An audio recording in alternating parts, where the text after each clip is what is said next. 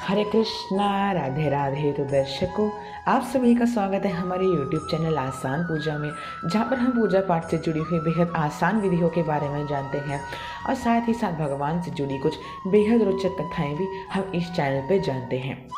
तो दोस्तों, जैसे कि आप जानते हैं कि कल से कार्तिक का महीना आरंभ हो चुका है, तो यह महीना चातुर्मास का अंतिम महीना माना जाता है।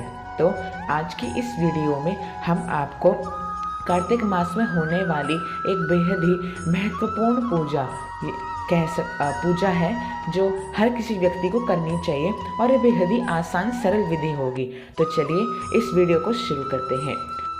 वीडियो शुरू करने से पहले अगर आप हमारे चैनल पर नए हैं तो चैनल को सब्सक्राइब कर लीजिए और बेल आइकन पर क्लिक कर दीजिए ताकि हमारे वीडियोस की सबसे पहले नोटिफिकेशन मिले आपको। तो चलिए वीडियो को आरंभ करते हैं। तो दोस्तों, कार्तिक का महीना जैसे कि आप जानते ही हैं कि चातुर्मास का अंतिम महीना माना जाता है। इस महीने में कई सारे त्योहार आते हैं, इनमें से और इन त्योहारों को छोड़ के एक बेहद ही महत्वपूर्ण पूजा आती है, तुलसी पूजन। इसी महीने में तुलसी विवाह का भी महाउत्सव आता है देव उत्थान एकादशी के दिन। परंतु उस एकादशी को छोड़ के बाकी अन्य जितने भी दिन हैं उनमें भी तुलसी पूजा का विशेष महत्व बताया गया है। तो चलिए आसानी से हम आपको बताते हैं तुलसी पूजन का क्या विधान है और इसे आप कैसे कर सकते हैं। तो कार्तिक मास के शुक्ल पक्ष के एकादशी के दिन, देवोत्थान एकादशी के दिन तुलसी और शालिग्राम का विवाह कराया जाता है। अतः उस दिन को भी गिन के भी बाकी जितने भी अन्य महीने हैं उनमें भी तुलसी पूजा का विशेष महत्व बताया गया है। तुलसी इस पूरे महीने जितने अधिक हो सके आप दैव्य वृक्ष जैसे पीपल हो गए, बरगद हो गए, तुलसी का विशेष महत्व है।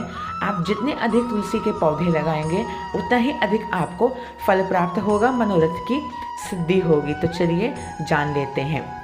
तो कार्तिक का महीना एक ऐसा महीना है जिसमें आप कभी भी रविवार के दिन को छोड़ कभी भी आप तुलसी का पौधा बिना शुभ मुहूर्त देखे भी लगा सकते हैं।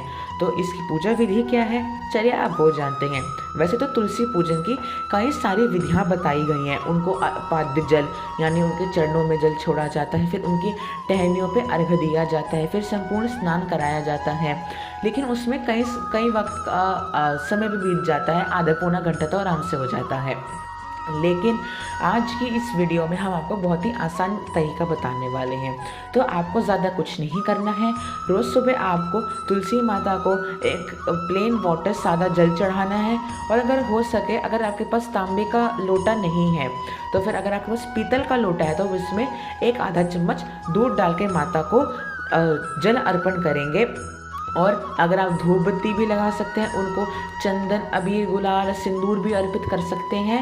महिलाएं सिंदूर अर्पित करेंगी अगर आप करना चाहें तो फिर आप ज़रूर कर सकते हैं। नहीं तो अगर आपके पास टाइम नहीं है तो आप सिंपल जल चढ़ा दीजिए और उनकी 3, 5, 7, 11 अधिकमते अधिकम फलम, जितना अधिक आप परिक्रमा लगा सकते हैं उतना अधिक आप परिक्रमा लगा सकते हैं।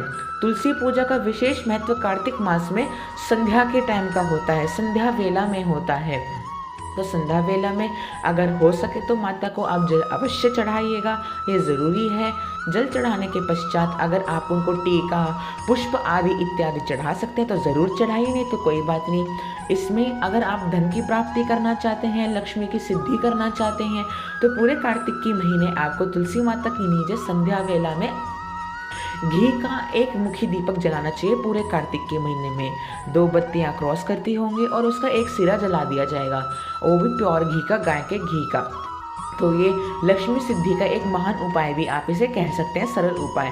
अगर आप हर मनोकामना सिद्धि के लिए करना चाहते हैं, यानी लक्ष्मी सिद्धि तो है ही, साथ साथ में अन्य सिद्धियां भी आप प्राप्त करना चाहते हैं, तो पूरे कार्तिक के महीने आपको संध्या वेला में माता तुलसी के नीचे जड़ के आसपास आपको सरसों के तेल का दिया जलाना चाहिए, बहुत ही लाभकारी होगा। और गुरुवार के दिन एवं संडे के दिन एकादशियों में 2 ही एकादशी पड़ेंगी।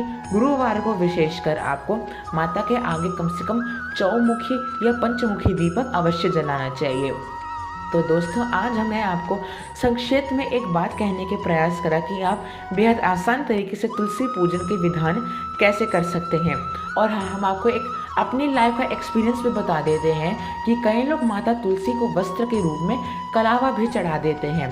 पर ये मेरा खुद का लाइफ एक्सपीरियंस है दोस्तों कि जब हम माता को कलावे से बांधते हैं या फिर उनका हम कलावे से स्पर्श कराते हैं और कलावा हटाते नहीं हैं, तो उसी वक्त से मैंने भी खुद देखा है कि माता की जड़ें और माता स्वयं सूखना शुरू कर देती हैं। तुलसी का संपूर्ण पौधा सूखना शुरू कर देता है।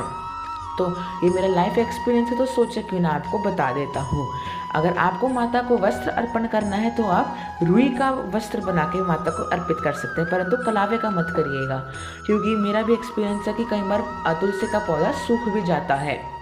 तो दोस्तों, अगली वीडियो में आप किस टॉपिक पर चर्चा करवाना चाहेंगे अवश्य बताइएगा कमेंट सेक्शन में।